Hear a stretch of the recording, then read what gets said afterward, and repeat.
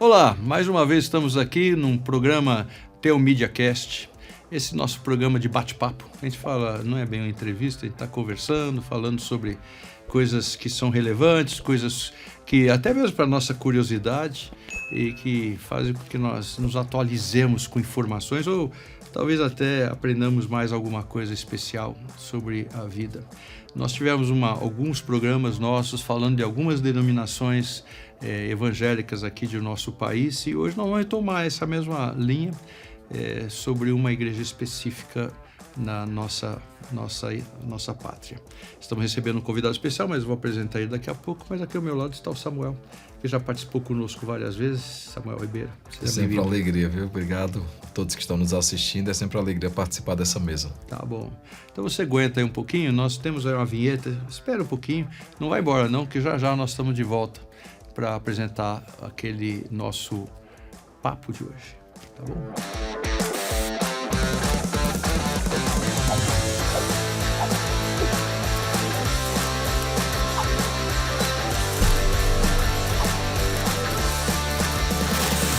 Então, eu falei que nós vamos falar sobre uma igreja.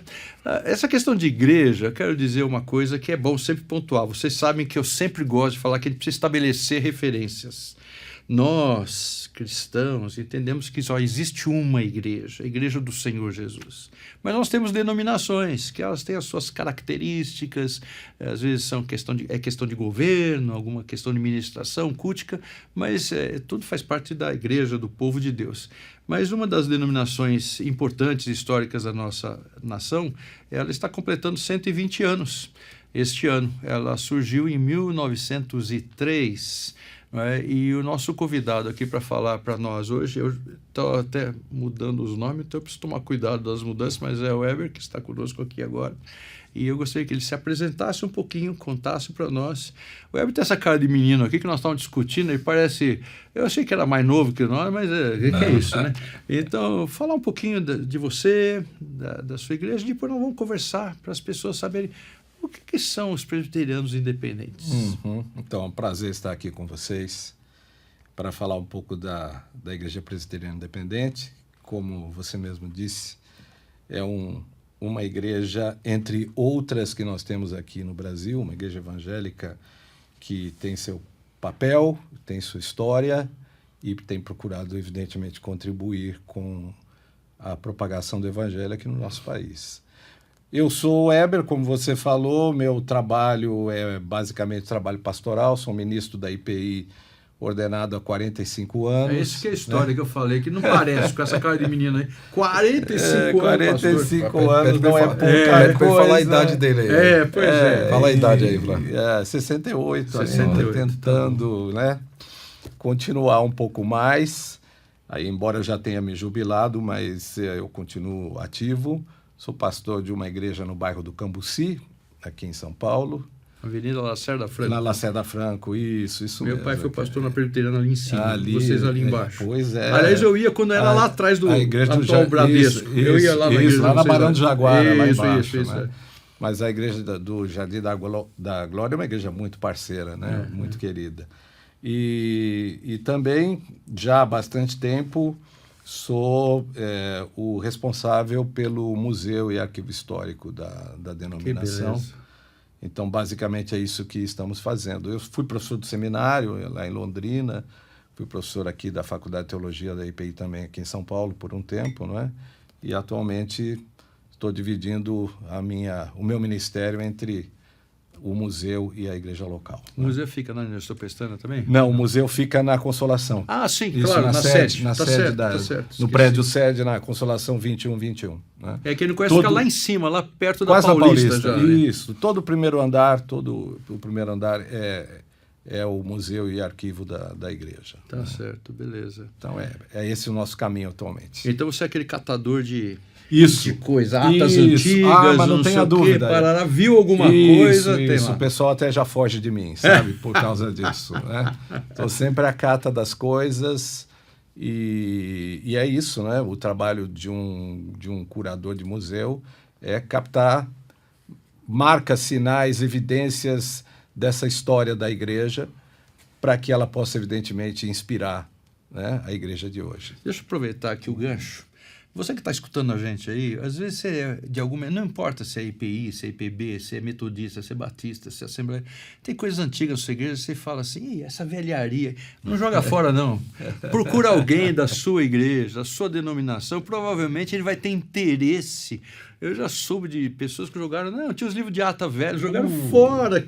Pecado mortal. Eu não sou historiador, mas dói no meu coração. Isso, mas tinha uma canetinha aí que era do Simonton, mas não funcionava mais.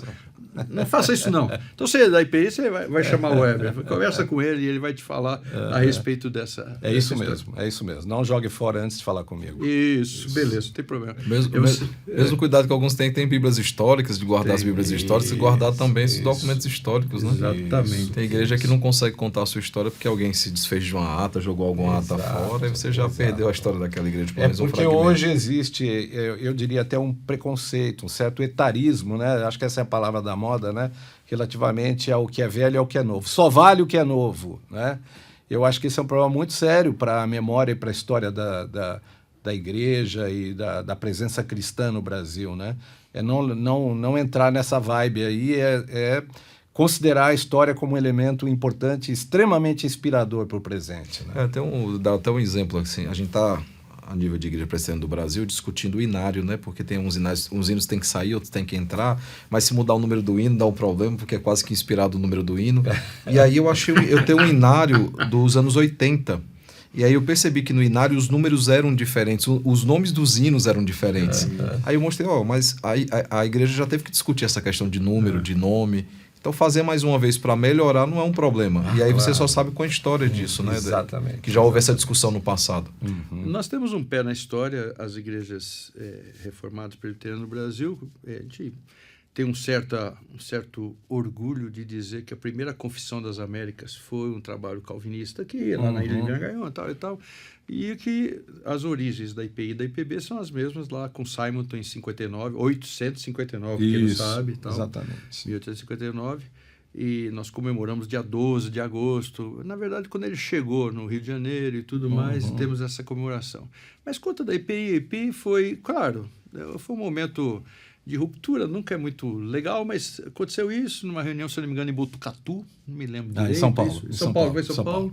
E, enfim, aí tem os detalhes, com um pouquinho dessa origem, como a IPI tem caminhado até aqui, o que tem feito, onde tem colocado suas ênfases. Então, a IPI é uma denominação presbiteriana que tem as mesmas origens, né, no trabalho missionário norte-americano no Brasil, né? Porque a gente sabe que os missionários começaram a chegar de várias denominações para plantar igrejas, especialmente a partir dos anos 50 do século XIX, e dentre eles o Simonton, que é uma referência, né? E outros missionários vieram e a evangelização começou a se dar e as pessoas foram se convertendo, né? Esses missionários se espalharam para norte do Brasil, sul, essa região mais litorânea, um dos que se converteram, né, uma das pessoas que se converteram, foi um jovem chamado Eduardo Carlos Pereira. Isso. Então, a figura do Eduardo Carlos Pereira é uma figura muito importante quando se fala de IPI, porque foi ele o líder, digamos assim, do grupo que, no dia 31 de julho de 1903, lá no templo da Igreja Presbiteriana Unida. Não sei por que eu estava pensando Pois é, que na época nem era na Rua Helvécia, mas era na Alameda dos Bambus, que hoje é a Avenida Rio Branco, né? Ali houve, portanto, digamos, o surgimento da IPI. Um grupo de pastores e presbíteros saiu naquela noite do 31 de julho, liderado pelo reverendo Eduardo Carlos Pereira, que era o pastor da primeira igreja presbiteriana de São Paulo, e ali, então, eles... que também não ficava no Nestor Pestana, acho que era 24 de maio, ficava na rua 24 de maio. É isso mesmo. Exato. Então, alguma coisa eu lembro. Cantaram o Pendão Real, né? E aí dá o nome da...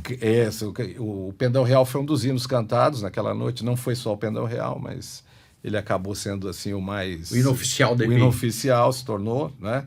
Mas ali surgiu, então, a Igreja Independente, né? Na verdade, organizada no dia seguinte, em 1º de agosto, porque era muito tarde, né? Era a noite do 31, estava todo mundo cansado, meio desgastado das coisas que aconteceram, então eles deixaram para o dia seguinte para organizar o presbitério independente. E aí a reunião foi na primeira igreja? Aí a reunião foi, sim, no templo da Rua 24 de Maio, onde o Eduardo Carlos Pereira era o pastor. Recebeu Alfredo Borges Teixeira dessa época? Isso, o Teixeira era o mais jovem do grupo de pastores que naquela noite se retiraram do sínodo e foram fundar a IPI. Você lembra de algum... Claro, você tem que lembrar Sim, o nome. sim. O Antônio Mota era também, sim, não? Sim, era o reverendo Eduardo Carlos Pereira, o reverendo Caetano Nogueira Júnior, o reverendo Ernesto Luiz de Oliveira, o reverendo Vicente Temudo Lessa, o reverendo Otoniel Mota e... Puxa vida, eram 7 agora, mas bom, na minha cabeça às vezes... Mas eram esses, basicamente esses os ministros fundadores. Tá certo. E um grupo de 14, 15 presbíteros representando igrejas, a maior parte igrejas do interior de São Paulo. Tá certo, muito bem. Eu estou vendo você aqui com um estandarte aqui na frente, um caderno.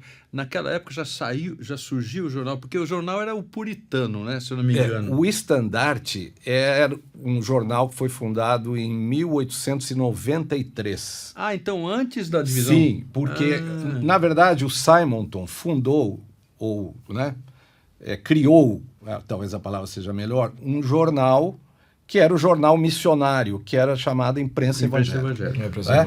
E a Imprensa Evangélica teve sua vida, né? E pouco tempo antes desse 1893, acho que 1 ano ou 2 anos antes, ele encerrou as atividades. Então, 3 pessoas resolveram dar continuidade ao Imprensa Evangélica e criaram um outro jornal. Eles tentaram até continuar a Imprensa Evangélica, mas a missão não deu a eles essa autorização. Puxa. Então eles organizaram o Estandarte em 1893. Em São Paulo. Era o reverendo Eduardo Carlos Pereira, o reverendo Bento Ferraz, agora lembrei mais um deles, e o presbítero Joaquim Alves Correia, da Primeira Igreja. Então eles foram os fundadores do Estandarte. O Estandarte, portanto, nasceu com pretensões de ser o sucessor da Imprensa Evangélica. De certa maneira era. Sim. E era, na verdade, durante todo esse tempo, um jornal particular, porque era da posse desses 3. Tá vendo, Samuel? A gente fala um pendão real, a gente sabe que é um pendão, e outro é o estandarte. Antes de cantar o hino pendão real, tinha o estandarte. E o estandarte era o celular da época, né? Porque era ele que levava a informação de tudo que acontecia. Morria, né? nascia. E esses jornais eram semanais, só para vocês terem uma ideia. Né? Isso que eu acho impressionante, né? O fôlego desses editores. Imagina a distribuição naquela época, exato. Era complicado. E era assim que a igreja era informada, né, do que acontecia. E o Estandarte foi um veículo muito importante para o presbiterianismo brasileiro, né? Porque ele informava, tinha assinante em todo lugar. Então, era apologético também? Era. Especialmente anticatólico, né? Por força da necessidade da implantação e e o Estandarte ainda é daquele tempo, praticamente, né? Poucos anos depois que o Império tinha terminado, né? Então, nos primeiros anos da República ainda, então ele tinha aquele espírito muito apologético. Certo, né? Então, mas enfim, o Estandarte está aí, né? É mais velho que a própria IPI. Se alguém está escutando e não sabe o que é apologética é o debate, é a discussão. A defesa da fé. É a defesa da fé. Então isso é apologia. Mas é interessante essa questão da história, né? A gente tá, por exemplo, quando está na escola, a gente ouve falar do Tratado de Panos e Vinhos, né? 1810, vê toda aquela discussão do acordo que foi feito em Inglaterra, a coroa e tudo. Só que, por exemplo, poder sepultar os mortos é fruto desse tratado de Pano de Vinhos, né? Desse acordo, né? Isso. A liberdade religiosa, e às vezes a gente olha para a história só o aspecto econômico ou político, mas há um aspecto religioso. Por exemplo, hoje o cemitério dos protestantes, onde o reverendo Carlos está lá enterrado, o Simonton e outros, é fruto desse acordo, por exemplo. É interessante olhar para a história, e o Estandarte ajudava nesse sentido ou não? Sim, o Estandarte era muito importante porque ele, digamos, alimentava a identidade do presbiterianismo brasileiro e, evidentemente, propunha ações, né? E, de certa maneira, criava uma mentalidade, né? para enfrentar tem que deixar alguma coisa de estandarte para falar com o Eugênio, porque se ele vai falar de comunicação, ele vai ter que pisar no estandarte, no bom sentido. Ele vai ter que apoiar no estandarte. Mas é muito interessante. Eu conheci o estandarte desde menino, porque meu pai lia também, né, junto com já Brasil Presbiteriano. Então, e o estandarte se tornou o jornal oficial da IPI quando a IPI, porque ele era do Eduardo Carlos Pereira, então, e o Puritano lá com a Igreja Presbiteriana do Brasil. Né? Tá certo. Depois eu conheci o pastor que até os 103 anos ficou cuidando, ou já não cuidava mais, mas que foi muito importante, o inglês, né? Que cuidava do caso do Puritano. Mas a verdade, assim, nós temos então a importância da IPI. A IPI eu sei que tem as suas obras de ação social também, tinha creches como escolas, porque a Igreja Presbiteriana ela tinha a ideia de que tinha que ensinar o menino a ler, né? Uma época que ainda não era uma coisa muito fácil, porque tinha que aprender a ler a Bíblia. Isso eram os princípios dos evangélicos lá. Hoje acesso à educação é fácil, mas ou não. Mas era uma coisa muito marcante, né? Então tem trabalhos por todos os lados. A IPI nasceu com esse espírito, né? em 1903. Embora o nascimento da igreja tenha a ver com esse anseio pela independência, e por isso o nome Presbiteriano Independente, porque havia um anseio de se tornar a igreja se tornar independente em função da administração missionária norte-americana, né? Então essa é uma questão muito importante quando se fala no nascimento da IPI, mas a maneira como se entendia o trabalho da evangelização, tanto na IPB quanto na IPI, a partir de 1903, sempre foi a mesma. Ou seja, a evangelização, a necessidade da educação, né? E o trabalho de beneficência, como eles diziam na época. Né? E a IPI nasceu, portanto, desejando estabelecer o seu próprio seminário, e isso aconteceu em 1905, desejando que ao lado do seminário houvesse uma instrução pré-teológica, portanto um curso para preparar pessoas para o ministério, e um colégio onde os filhos das famílias da igreja pudessem estudar e se formar e, evidentemente, ter, através dessa formação, possibilidade de ir para o seu trabalho. E também a vocação beneficente, tanto que, embora a IPI tivesse muita dificuldade financeira no começo, ela conseguiu, no começo dos anos 20, estabelecer um orfanato que ganhou o nome de Betel, né? E o Orfanato Betel foi por muitos anos a grande obra de beneficência da IPI. Ter ido lá como menino, foi algum trabalho de apoio, alguma coisa assim. Primeiro em Sorocaba, primeiro em Campinas e depois em Sorocaba. E hoje Betel é uma instituição que é como que um guarda-chuva que abriga várias obras sociais espalhadas pelo Brasil. Então essa vocação também a IPI sempre abraçou. A gente lembra que tinha, inclusive, uma cooperativa dos evangélicos, o Hospital Samaritano surgiu também de coisas ali, necessidades, porque ainda a Igreja Romana era muito fechada e não deixava muito. Os evangélicos era meio esquisito, era fora do muro, a questão do cemitério, você tem que enterrar lá fora. Você vai no cemitério protestante, você tem túmulo com símbolo maçônico, para a alegria dos independentes, com nomes de judeus, porque eram pessoas que não podiam ser enterrados dentro do Campo Santo. E aí ia lá para o cemitério dos protestantes, porque lá fora podia. Né? A entrada é a parte, né? É uma entrada à parte, não é? Se você nunca viu, vai lá na Consolação. O cemitério da Consolação. O Charles Miller está enterrado lá também. Também né? está. A gente olha porque... É onde está enterrado o Simonton, inclusive. No cemitério. O Simonton está lá, o Eduardo Carlos Pereira, Eduardo Carlos Pereira. Os antigos, o Blackford acho que está lá também.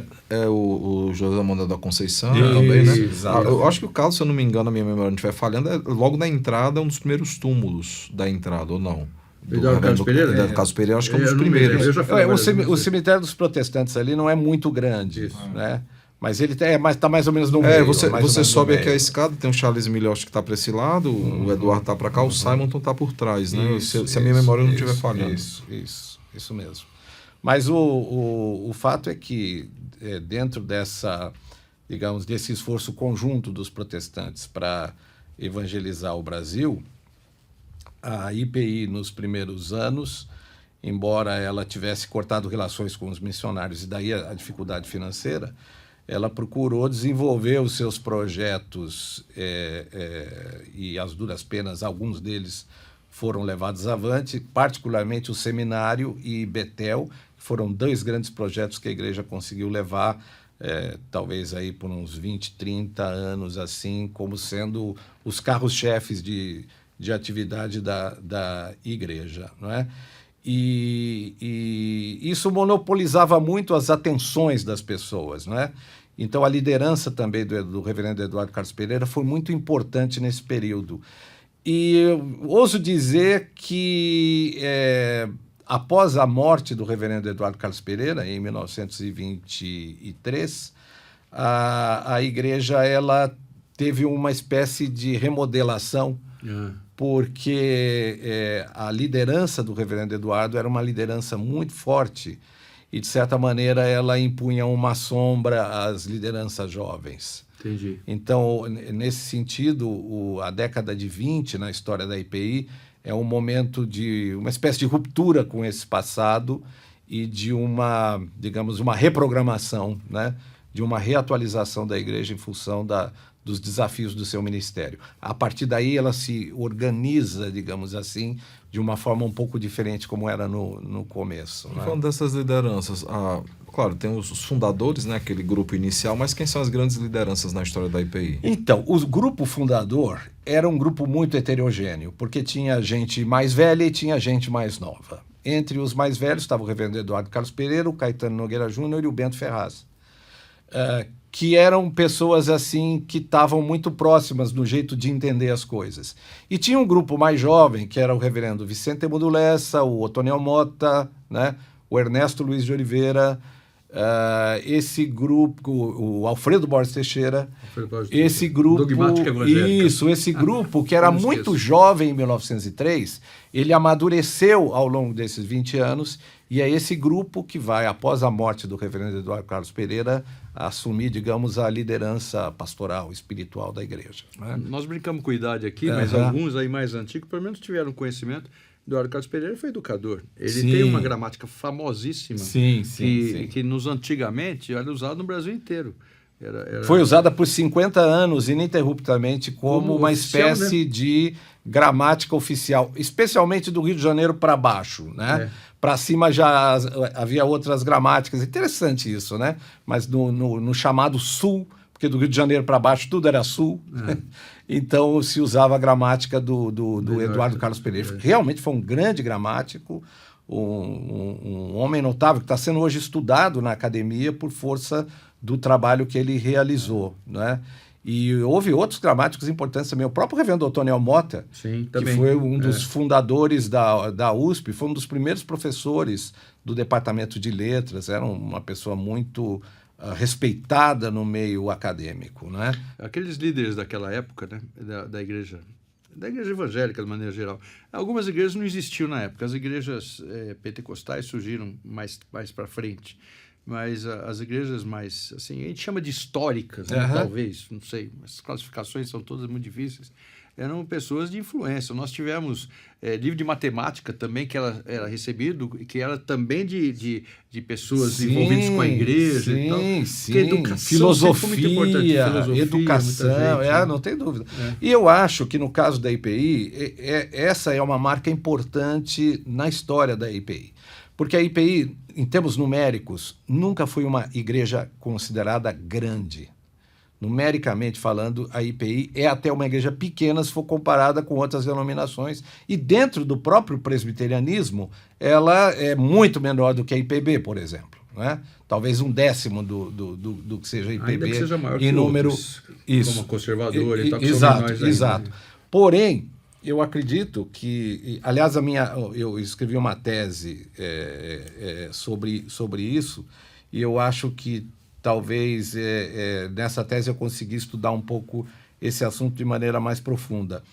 A grande contribuição que a IPI deu, a meu ver, ao protestantismo nacional foi nesse âmbito da penetração de evangélicos em ambientes, digamos, acadêmicos. E porque muitos daqueles fundadores eram pessoas que tinham assim uma espécie de predileção pelo estudo, pela pesquisa, cada um na sua área. O Eduardo Carlos Pereira e o Otoniel Mota, por exemplo, na área de letras, de linguística, né? O reverendo Ernesto Luiz de Oliveira foi um dos fundadores da Universidade Federal do Paraná.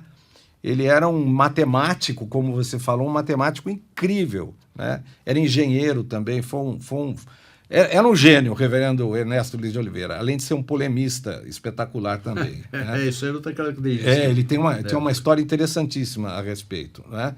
E outros, já de uma segunda geração de pastores da IPI, enveredaram pelo campo da filosofia, da educação. Então, esse pessoal todo está na raiz da história das primeiras universidades brasileiras. E eram muito respeitados, inclusive, como cristãos, como evangélicos, por força desse traço ético, da maneira como se comportavam como professores, da capacidade de reflexão, mas da autoridade que tinham quando explanavam a respeito dos seus assuntos, né? Então, eu acredito que, nesse ponto, a IPI deu uma contribuição muito importante, porque ela representou, junto com muita gente da IPB também, o pensamento evangélico no mundo acadêmico. Os nossos pés estão lá, né? Princeton, no começo, né? Simon veio de Princeton. Então, tinha esse aspecto. Eu lamento muito que o termo evangélico hoje virou quase pejorativo. Pois é. Infelizmente, né? E não é assunto nosso aqui, mas é pena que caiu muito. Né? Vocês, o evangélico, geralmente estão falando de algumas coisas... Hoje é um rótulo muito barato, né? Isso. Muito barato. Com o qual nós, muitas vezes, não concordamos com certas coisas que dizem que esse é o pensamento evangélico. Não é um pensamento evangélico, mas alguns aparecem mais com isso. Mas havia realmente uma influência grande. No Nordeste, nós tivemos o Butler, né? Que era um médico, pastor, missionário, conhecido no Nordeste, e ele trabalhava, e nem sempre igrejas grandes, aliás, está sepultado embaixo e até para a história da IPI, né? Por exemplo, eu conheço pessoalmente o reverendo Áureo, né? Que foi presidente da Assembleia Geral de vocês. Ele é eleito estando ainda no Nordeste, né? A eleição dele ainda se deu logo depois do Senado de Fortaleza fecha, ele vem para cá, para São Paulo, mas se eu não me engano a eleição dele se dá quando ele era ainda pastor, exato, em Fortaleza. Pastor lá da primeira IPI de Fortaleza. Exatamente. Antes dele, não sei se muito antes, o reverendo Abival, né, foi presidente da Assembleia Geral. O reverendo Abival foi presidente nos anos 80 e 90. Ele foi, acho que, presidente talvez uns 3 mandatos, pelo menos, da igreja. E foi um homem extraordinário. Eu diria assim que a IPI tem 2 grandes referências pastorais, cada uma respectivamente a períodos de sua história. O Eduardo Carlos Pereira é o primeiro. E eu acho que o reverendo Abival, indubitavelmente, é a segunda grande referência da igreja. Porque ele consegue, no começo dos anos 80, de certa forma, reinventar, reunificar a igreja, propor novos projetos. A IPI, nos anos 80, ela teve um ritmo de crescimento que foi desconhecido anteriormente. Não tem nada parecido. Né? Então ela teve na sua igreja mesmo, no Cambuci, teve um pastor anterior a você que foi presidente do Supremo Conselho, também não teve? 2 pastores foram presidentes da Assembleia Geral e que foram pastores do Cambuci. O reverendo Leontino Farias dos Santos e o reverendo Assir Pereira. Assir eu tive mais contato com ele. Os dois foram pastores na igreja do Cambuci, sim. E foram presidentes depois do reverendo Abival. Né? Que é justamente entre o reverendo Abival e o reverendo Áureo. Esses outros exatamente. O reverendo Assir foi secretário-geral da igreja num dos mandatos do reverendo Abival, depois ele foi eleito presidente, e o reverendo Leontino no começo em 1999, na verdade, ele começou o mandato dele. Então são pessoas que estão aí na liderança da igreja, e logo depois vem o reverendo Áureo. Sim. Deixa eu falar uma coisa, Heber. Nós temos um tempo relativamente curto, né? Então a gente vai ter que chegar no intervalo, mas eu não queria soltar você antes de você fazer alguma colocação mais, independente das nossas conversas, porque daí nós vamos ter um intervalo e queremos depois conversar com o Eugênio, né? Então, alguma coisa mais que você podia destacar para fazer os nossos ouvintes, os independentes já sabem, mas estão recordando, e os demais entenderem um pouquinho melhor. Você gostaria de pontuar alguma coisa que seria para deixar para nós aqui, ainda mais nesses 120 anos de igreja? Pois né? é, a gente tem escrito ultimamente bastante sobre a história da IPI, porque nós temos um problema. O membro da IPI, quando vai falar da história de sua própria denominação, ele sempre se reporta a 1903. Vai lembrar... Isso. E a história da IPI é uma história de 120 anos. E muito mais é uma rica história que só, né? muitíssimo interessante. Então, eu diria assim, que a IPI, ela tem uma história que pode ser marcada por alguns momentos. O primeiro é, evidentemente, do seu nascimento, né? E ela nasce com um propósito independentista, tal... muitos hoje tentam reavaliar essa questão do nascimento. Poderia ter ficado, o grupo na IPB teria sido mais forte e tal, mas a IPI fez sua própria caminhada. Ela decidiu ficar independente, inclusive, do dólar americano para caminhar por suas próprias pernas. Isso deu muito trabalho, mas, como eu disse, ela foi achando o seu caminho. E o caminho da IPI, que é uma igreja, digamos assim, que por muito tempo teve mais aqui para o sudeste, para o sul, ele tem uma, digamos assim, uma expansão, ele tem um aumento, até no significado da sua existência como uma igreja em missão, como se dizia anteriormente, nos anos 80. A partir daí a IPI vai ter um leque de projetos que, digamos assim, faz com que ela deixe de ser algo provinciana, como eu acho que até ela foi até os anos 60, 70, muito encolhida, e ela passa, portanto, a dialogar com organismos internacionais, latino-americanos, ela passa a frequentar esses ambientes onde os próprios horizontes missionários se expandem. Então, a partir daí, ela vai mandar missionários para muitos lugares da América Latina, mesmo na África, na Ásia. As igrejas vão ter projetos sociais. Havia um momento nos anos 80 em que se dizia que cada IPI local tinha que ter um projeto social. Era um grande desafio. Então, essas coisas, elas tornaram a Igreja Presbiteriana Independente uma igreja mais aberta para conversa com suas próprias igrejas irmãs e denominações. E estas coisas hoje eu acho que fazem muito bem para a IPI, porque a IPI tem, eu diria assim, ela é uma igreja conservadora teologicamente falando, mas esse conservadorismo da IPI, a meu ver, ele se mescla com alguns avanços, alguns passos mais ousados, talvez, no sentido de fazer com que esse conservadorismo, que é bom em um aspecto, não tolha algumas coisas, não impeça que ela faça alguns avanços, não é? Dentre elas, a meu ver, a ordenação feminina. Eu acho que isso é um dado muito importante quando se fala da IPI do Brasil. Ou seja, a maneira como a IPI, que em 34 ordenou diaconisas, né, mas que demorou um tempão para ordenar mulheres presbíteras e pastoras, a meu ver, isso é um dado importante na cultura presbiteriana independente, e eu vejo isso como uma contribuição.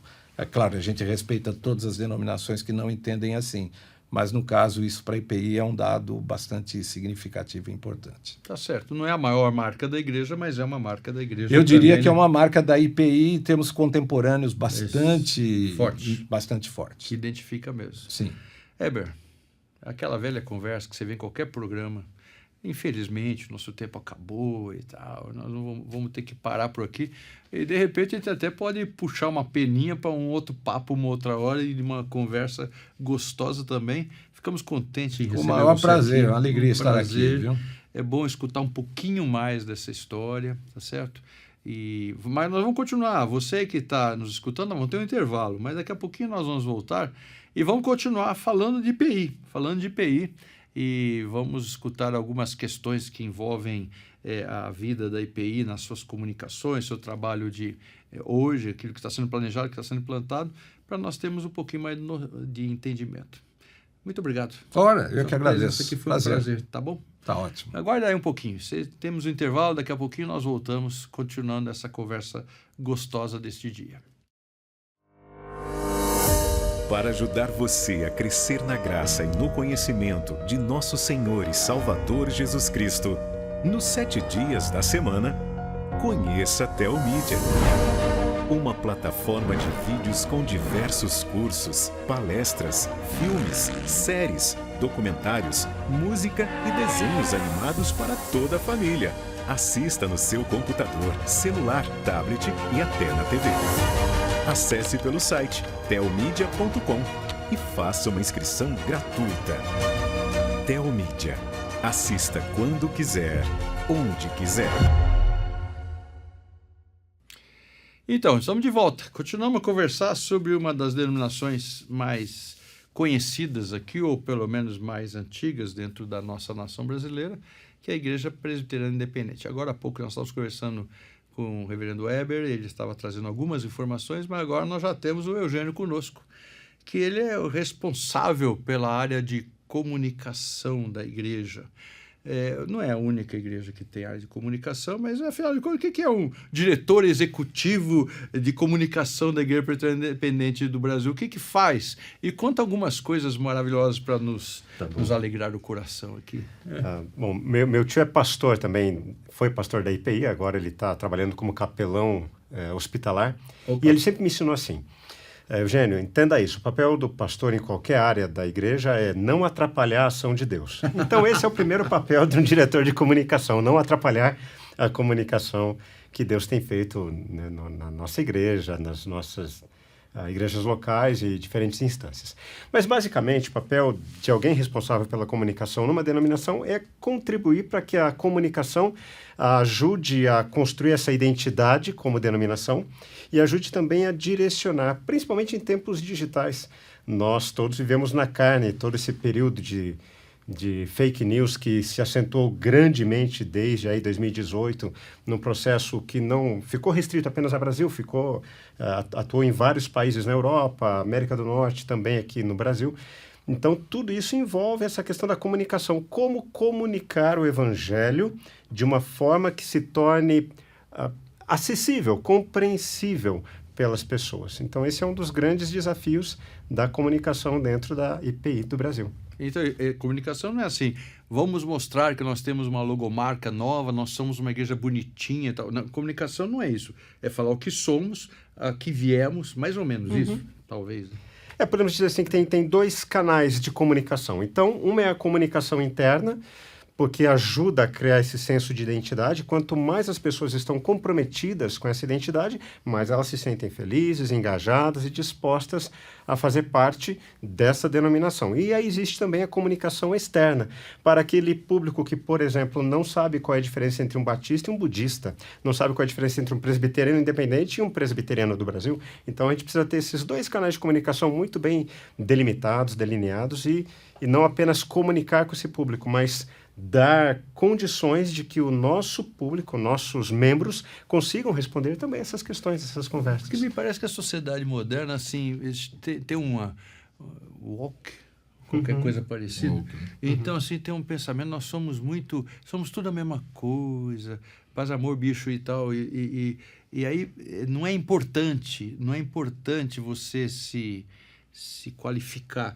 Não, uma coisa é qualificar, dizer eu sou isso, outra coisa é você se impor, você ir com os 4 pés em cima da pessoa e tal. Então, é algo que é realmente fundamental para nós, porque, afinal de contas, essa identificação não é para manter existente a IPI, ou manter existente a Metodista, ou manter existente a Batista, ou a IPB, mas é algo que... Por que nós somos o que somos? E claro que nós que temos um compromisso com Jesus, que somos cristãos, nós entendemos que o Senhor deu uma tarefa para nós, que é falar daquilo que Ele é. Então, o evangelizar é isto, né, basicamente. Então, é importante realmente dar essa marca. Conversamos agora há pouco com o Weber aqui, e ele estava falando alguma coisa da história. Claro que comunicação tem um pé na história, né? Tem que ser, né?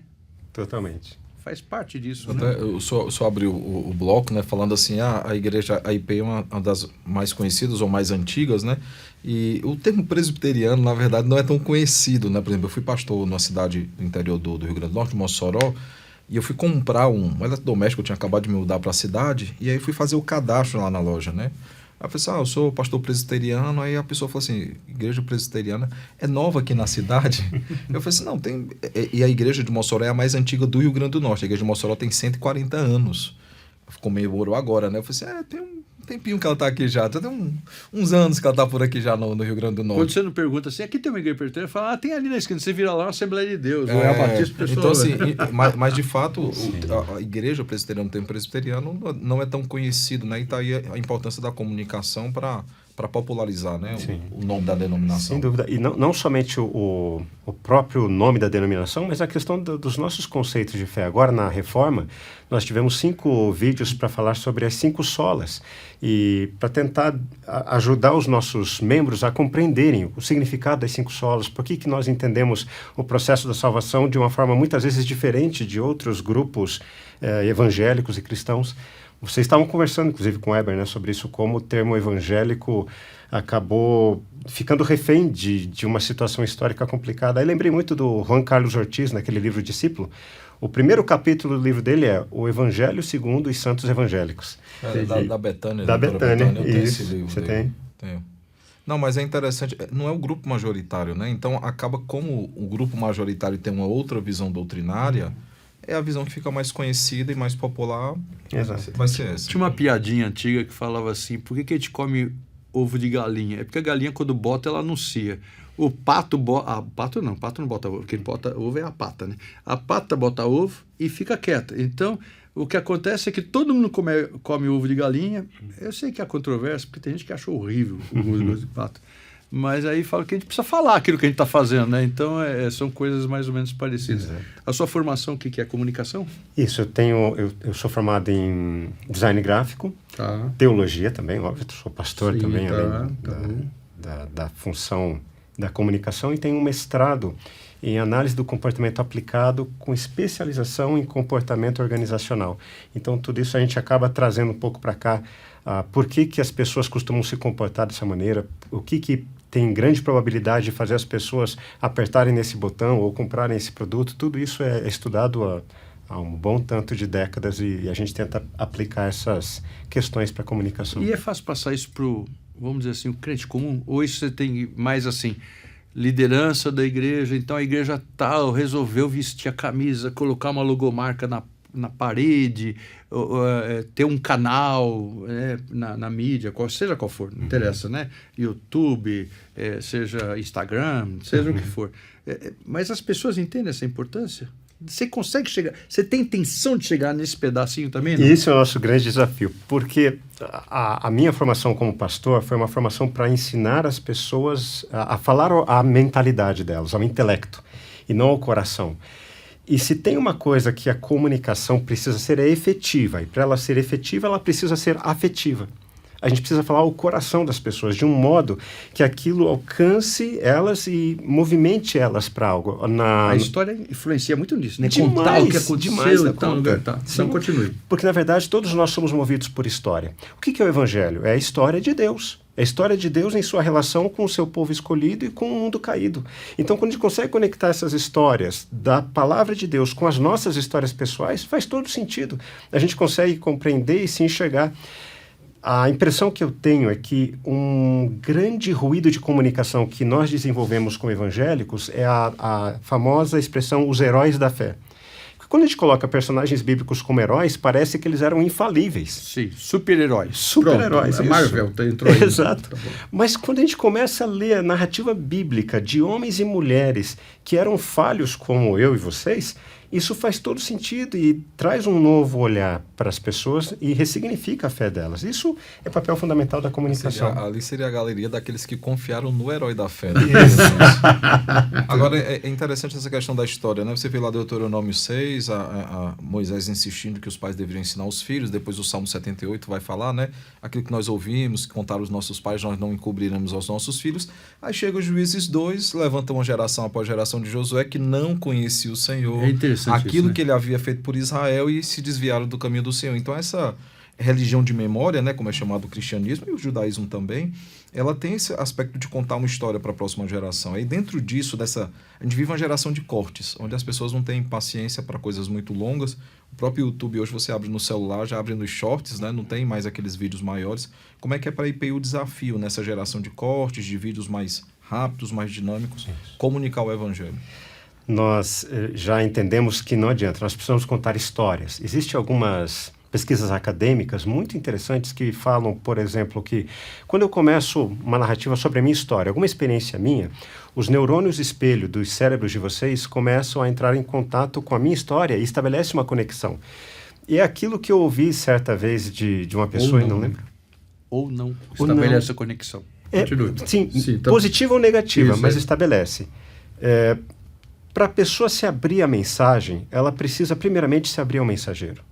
Então, isso faz toda a diferença. Então, a gente precisa ajudar as pessoas a, primeiro, identificarem as suas próprias histórias de vida com essa história do livro da vida, que é a Bíblia, que narra essa história de Deus e do povo e do mundo caído, como Deus está interagindo nesse nosso mundo que precisa ser redimido e como isso faz sentido na vida delas, para que então elas consigam também compartilhar dessa forma. E é óbvio, vídeos, shorts, reels, tudo isso contribui. Rede social não é inimiga, rede social é uma aliada.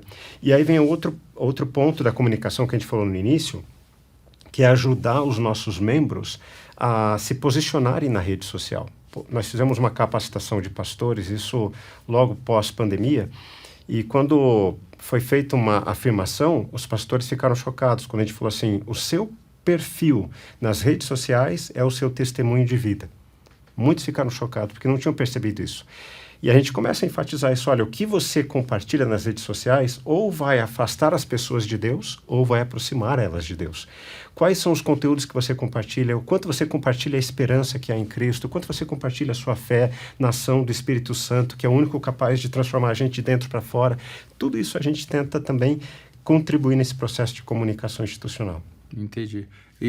É que, sabe, eu penso assim, por causa das fake news especialmente, mas não é só por causa disso, já por outros motivos, a gente olha meio com desconfiança com o que é comunicação, né? Você olha assim, você fala, deixa eu dar um desconto aí, que isso aí certamente tem uma boa parte aí que está fantasiado e tudo.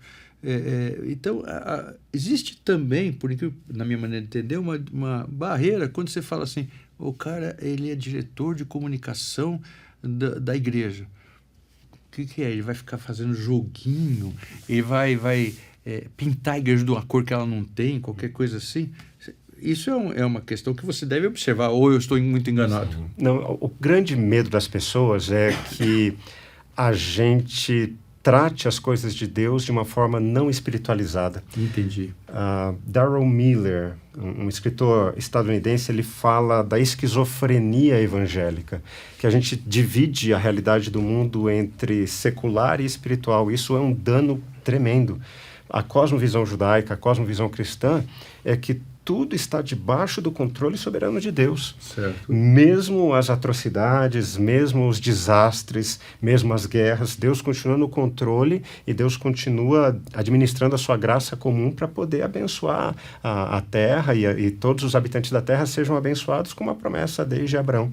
Então, realmente, esse é um grande desafio nosso, conseguir se utilizar de recursos próprios do conhecimento humano e trazer como elemento agregador para uma comunicação denominacional, mas, óbvio, sem sombra de dúvidas, tendo a palavra de Deus como base para todas essas nossas decisões estratégicas. E também criando um elo, né? Porque hoje você tem no trabalho pastoral o trabalho do púlpito, uma vez por semana, às vezes 2 cultos no dia, mas pelo menos uma vez por semana. Por meio do gabinete, por meio de uma visita, você consegue estender mais um pouco o braço para o pastorado da igreja, mas hoje uma geração que está sempre com o celular na mão e está sempre correndo, você ter conteúdo produzido para tentar também alcançar esse pessoal e ser mais, tornar a igreja mais presente no dia a dia é fundamental, né? Porque faz a conta, é bem simples. 40 minutos de pregação no domingo para toda a semana, a conta não bate. Você não tem como... Você me lembrou, inclusive, uma dica que um presbítero meu me passou na última igreja que eu fui pastor. Ele falava exatamente isso, não tem como a gente alcançar, pulverizar as pessoas. Então, aquela pregação que foi feita no domingo, ela era relembrada em doses homeopáticas durante a semana.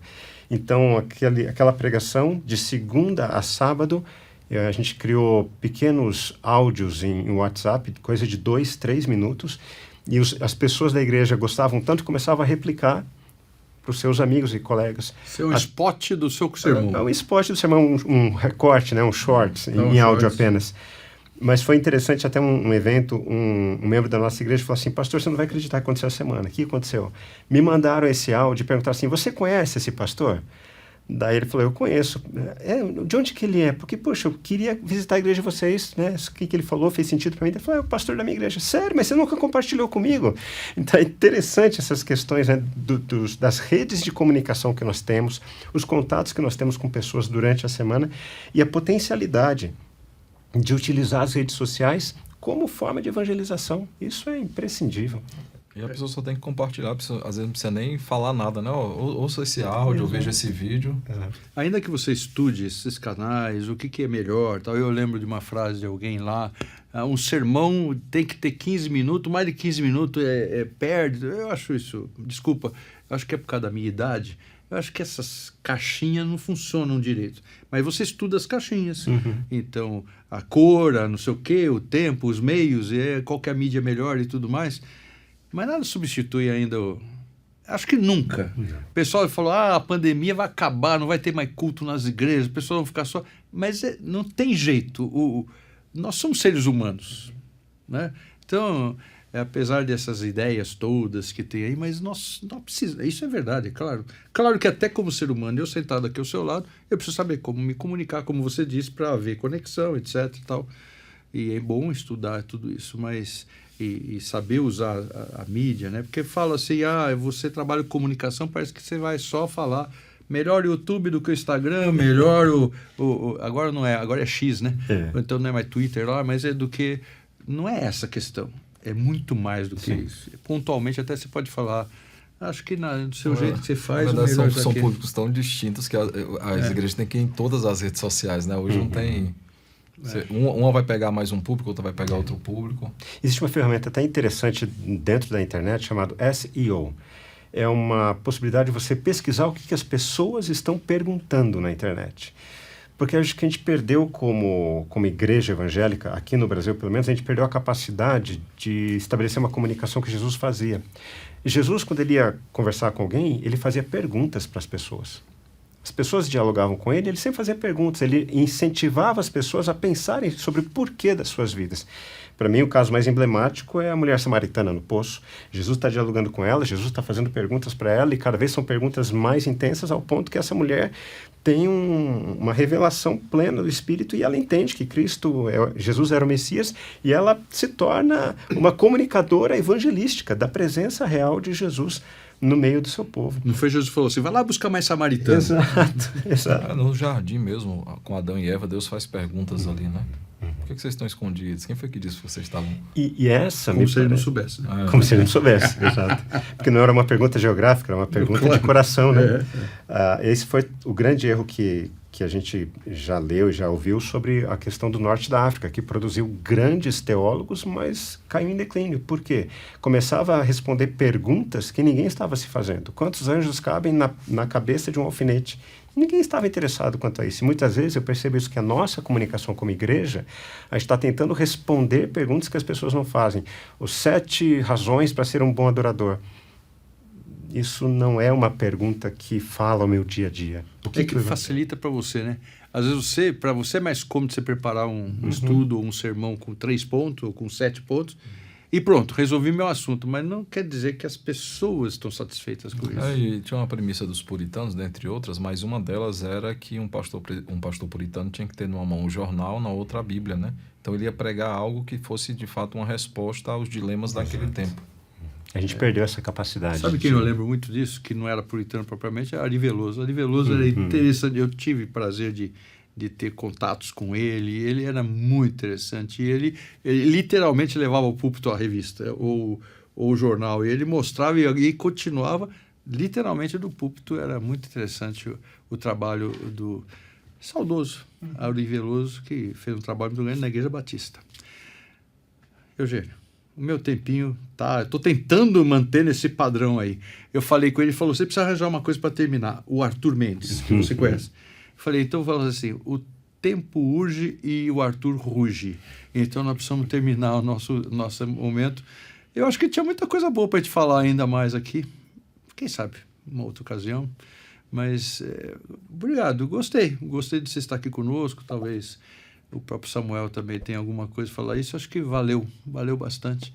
Você que está nos escutando aí, então, esse momento especial, fique sempre conosco, é um prazer recebê-lo. Baixa aí o aplicativo da Telmídia, coloque aí no seu celular ou no seu computador, nos acompanhe, nos apoie. É gratuito, você pode baixar, tem uma série de coisas gratuitas.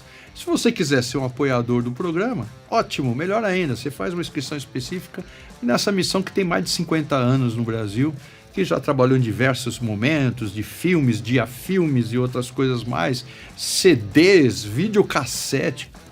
Meninada nem sabe o que é videocassete, mas enfim. E você vê as nossas diversas áreas de atuação. Muito obrigado por estar conosco. Foi um prazer. Deus abençoe, Eugênio. Amém. Prazer, Samuel, mais uma vez. Até a próxima, se Deus quiser, não é isso? Deus nos abençoe. Isso. Até mais, gente.